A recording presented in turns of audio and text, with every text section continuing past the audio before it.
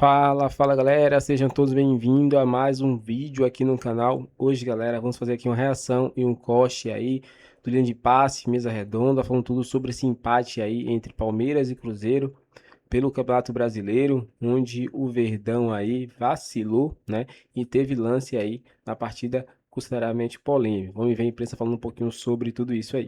Então, sem mais enrolações galera, agora aí, vamos ver. Linha de passe musical agora. Depois a gente vai discutir suas bandas favoritas. Por favor, vamos lá.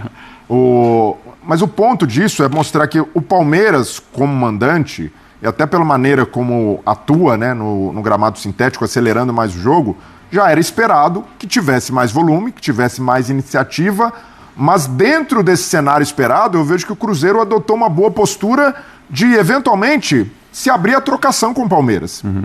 Dentro dessas alternâncias do jogo, quando o Cruzeiro tinha espaço para acelerar, acelerou. Quando o Cruzeiro topou correr mais riscos na saída de bola para quebrar a primeira linha de marcação do Palmeiras, funcionou, conseguiu sair, conseguiu gerar espaços e achar o Matheus Pereira, como nesse lance, né, em que arma o gol do Arroio.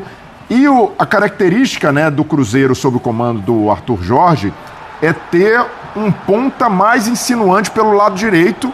O Kaique é um lateral do lado esquerdo que guarda mais a posição, não que seja defensivo, né? Apoia e até conseguiu um bom chute hoje, deu trabalho para o Carlos Miguel, mas o Cruzeiro é mais contundente hoje pelo lado direito. Então, contando muito com o Arroio. Na temporada passada, com o Leonardo Jardim, usava muito o Christian pelo lado direito, o Wanderson na ponta esquerda, mas o Wanderson é um atacante, ponta mais operário, né? Não tem essa característica de driblador, de velocista como o Arroio. E esse pênalti aí seria um absurdo, né? Porque o Jonathan Jesus toca só a bola e depois acaba o contato físico normal com o Flaco Lopes, mas felizmente o Bandeira estava atento, auxiliar, acabou recomendando. Ele até agradece ao Bandeira, né? Porque não precisou nem da interferência do VAR nesse lance. Não tem condição de marcar um pênalti. O que é bom porque vai mais rápido a decisão. Parabéns ao auxiliar porque ele tá lá pra isso. Não é pra ele fingir que o lance aconteceu, deixar o VAR tomar a decisão. No seu jogo para 10 minutos, num lance tão óbvio quanto como esse. Falhou? Não falhou. Não. O Otávio. Só o Birner que acho que falhou. O Birner. Mas Você acha que ele aceitou? Era uma bola defensável? Eu acho que é um frango, acho que é uma bola defensável. Mas ela não vai... Ela, por esse ângulo, ela parece mais difícil do que ela realmente foi, falando que era uma defesa fácil. Mas é que ela pega o efeito pra fora, ela vai saindo dele. É um efeito procurante. Meu amigo Marco de Vargas narra assim, efeito procurante. Vou saber do Breno que faz a curva em direção à bochecha da rede, né? Não, mas eu até concordo. Dependendo do goleiro, poderia pegar, mas... Cássio pegaria.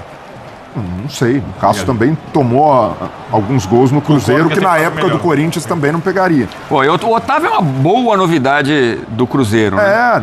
Depois daquela instabilidade do Matheus Cunha, conquistou a posição, né? Goleiro, só falei sobre esse lance. Passa mais confiança do que o Matheus Cunha hoje, mas eu vejo que a proposta do Cruzeiro foi adequada para enfrentar um Palmeiras que é intenso, um Palmeiras que acelera jogo, que usa muito a bola aérea. O time do Cruzeiro soube em alguns momentos especular bem com isso e ao mesmo tempo ter ousadia para atacar o Palmeiras, para não jogar só fechado. Não foi um jogo em que o Cruzeiro foi reativo.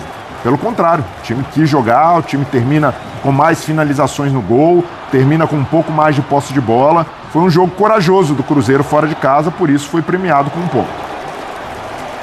E aí a gente vai vendo os lances do jogo e vocês concordam que o Palmeiras cresce com a entrada do Paulinho, Gênio? Mas é um contexto que, assim, ele ajudou, mas não foi o suficiente para ganhar o jogo. E era um jogo já, como a gente está falando aqui, em que o Palmeiras estava mais presente, mais perto do gol.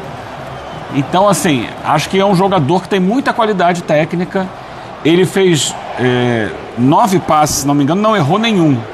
Então, assim, já é outra coisa, né? Já traz um padrão superior. Ele deu 2 ou 3 passes para dentro da área para ajudar os companheiros. Teve apenas uma finalização. Mas é um jogador que tecnicamente clareia o jogo, né? Essa bola aí do Andréas, né? Se ele tivesse um pouquinho mais de tranquilidade para bater, poderia ter sido a bola do jogo. Caiu no pé esquerdo. E teve uma bola do John Arias também, né?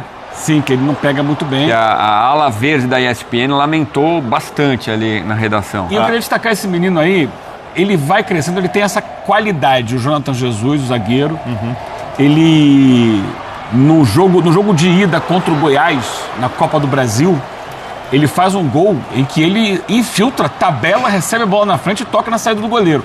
Então ele pode se transformar numa arma do Cruzeiro, porque no futebol atual, em que você marca muitos atacantes, já marca demais também os volantes, os meias nem se fala. Se você tem um zagueiro com qualidade para chegar ao ataque e gerar situações de gol, esse jogador pode ser decisivo ao longo da temporada. Por isso ganhou a posição do Villalba. Ganhou, e ganhou nos treinos, né? Durante os treinos ele mostrou ao Arthur Jorge que tinha capacidade de jogar, e ele vai ganhando confiança. Acho que precisa ganhar um pouquinho mais de força física, ele ainda é muito franzino para jogar de zagueiro, mas tem qualidade técnica. Então ele teve ali a melhor chance do Cruzeiro no segundo tempo. Quando ele chega e finaliza da entrada da área, com muito perigo, a bola passa perto à direita do Carlos Miguel. Então destacar esse jogador, que é um jogador para a gente ficar de olho, não para hoje, pensando no futuro, que é um jogador que está em desenvolvimento, mas que tem essa qualidade de poder chegar na frente e ajudar o time do Cruzeiro, como ele quase fez hoje. Como o Neiser Vila Real, que não estava à disposição hoje. O Neiser eu já não sou muito fã, não. A torcida gosta, né? Eu acho que ele tem muita dificuldade. Ele é centroavante. Centroavante não pode ter dificuldade na cara do gol. Tem que ter tranquilidade para resolver. Assim como o Arroio é jovem, que o Cruzeiro comprou pensando no longo prazo também. Mas hoje eu vejo que o jogo foi bom. Você citou o Paulinho, que entra, melhora o Palmeiras, Edu. Mas o jogo foi interessante pelo papel dos meio-campistas, principalmente Marlon Freitas do lado do Palmeiras e o Gerson do lado do Cruzeiro. Marlon Freitas com a característica habitual, né? Raramente erra passes, distribuição perfeita e leitura de jogo. E o Gerson, cada vez mais, tem tido ações com bola no Cruzeiro. Sim, só tá faltando o gol, né, Gerson? Mas tá na hora de sair esse primeiro gol pelo Cruzeiro. Ele tá muito atrás, né? Mas ele faz um papel quase, em alguns momentos, de primeiro volante. Já o Arthur Jorge, hein? Ao vivo aqui também, o Abel Ferreira. E isso aí, Birner, é do jogo ou não é do jogo? Tem que chutar a bandeirinha? Bom, porque ele troca por um amarelo. A minha primeira sugestão, para que essa polêmica acabe, para o jogador poder comemorar como ele tiver vontade, é que você proíba que as bandeiras de escanteio tenham os símbolos dos clubes. Porque aí acabou a discussão, se chutar uma bandeira ali que não tem símbolo nenhum, ninguém toma amarelo por isso. Não deveria ser cartão amarelo, até porque você não sabe. E para mim, na dúvida entre dar o amarelo, não dar o amarelo, eu não dou o amarelo. Na dúvida entre dar o vermelho ou não dar o vermelho, eu não dou o vermelho. Na dúvida entre marcar um pênalti ou não marcar o pênalti, no lance que você olha é dúbio, eu não marco o pênalti. Tá? As coisas precisam acontecer para você punir alguém. Não dá para você achar ou, na hora da dúvida, sair tirando o cartão. Então, como você não sabe se o jogador tem ou não tem a intenção de desmerecer o adversário, porque se você desmerece o adversário, eu acho que não pode fazer parte do jogo, porque do jeito que o mundo é hoje, você está estimulando a violência. É que já está na recomendação, né, Birner? Já se sabe que se chutar a bandeirinha, ele já ia tomar, porque antes de chutar a bandeirinha, ele sai com a mão no ouvido. Eu sempre lembro do Cueva em Itaquera, que tomou um amarelo lá atrás, quando não se dava cartão amarelo, depois disso começou a se dar amarelo. Aí ele vai lá, dá um tapa na bandeira. E de um jeito assim meio assim, meio que olhou a bandeira do Palmeiras ali, tem uma câmera de frente. Depois ele fala alguma coisa pra quem tá na arquibancada e chega o Caio Jorge pedindo desculpa pro torcedor, falando assim, sabe? Vamos ver se o Arthur Jorge fala sobre isso? O técnico cruzeirense falando em Barueri. E hoje o que a gente vê é isso, assim, o Cruzeiro tem uma ambição maior no campeonato. É claro que um elenco que precisa de alguns ajustes e reforços. Esses ajustes devem vir agora. O Cruzeiro já tem alguns nomes encaminhados na janela de meio de ano, mas ele precisava pontuar mais. Sabe? Era necessário ele chegar na virada, depois da Copa do Mundo, numa condição mais tranquila dentro da tabela. Mas está nesse caminho. Quer dizer, mas ainda é um caminho muito lento para que a gente pudesse imaginar, porque quando começou esse campeonato, em virtude do campeonato passado, a gente achava que o Cruzeiro poderia até brigar pelo título. E ele vem de uma campanha que ele sai de zona de rebaixamento, sai de lanterna e vai galgando ali aos trancos e barrancos uma condição melhor. Como ele começou muito mal, ele precisava a essa altura estar pontuando mais. Fora da curva foi o jogo em São Paulo, a goleada contra o São Paulo, né? Isso sob e o clássico contra o Galo. Quer dizer, sob o comando do Arthur Jorge, né? Mas, o Si não joga, mas se tivesse vencido o Atlético, estava lá em cima. Um jogo faz muita diferença. Mas esse jogo faz mais do que uma diferença de pontuação. É uma diferença de ânimo, de confiança, de credibilidade junto ao torcedor. Você vinha de uma vitória sobre o Boca na Libertadores, a gente inclusive estava junto lá, né? E aí sai dessa vitória para tomar de 3-0 de um rival que estava muito mal naquele momento. Então é isso, galera. Chegamos ao fim de vídeo aqui no canal. Vimos a imprensa falando um pouquinho sobre esse tropeço aí do Palmeiras, né? Que acabou empatando 3 jogos seguidos no Brasileirão. E o Palmeiras não faz isso há muito tempo, né? E agora parece que apertou um pouquinho, né? E esse vacilo pode custar caro, né? Se o Flamengo vencer seu jogo amanhã, né? E aí vai depender só de si para ser líder do Brasileirão. Agora é secar para que isso não aconteça.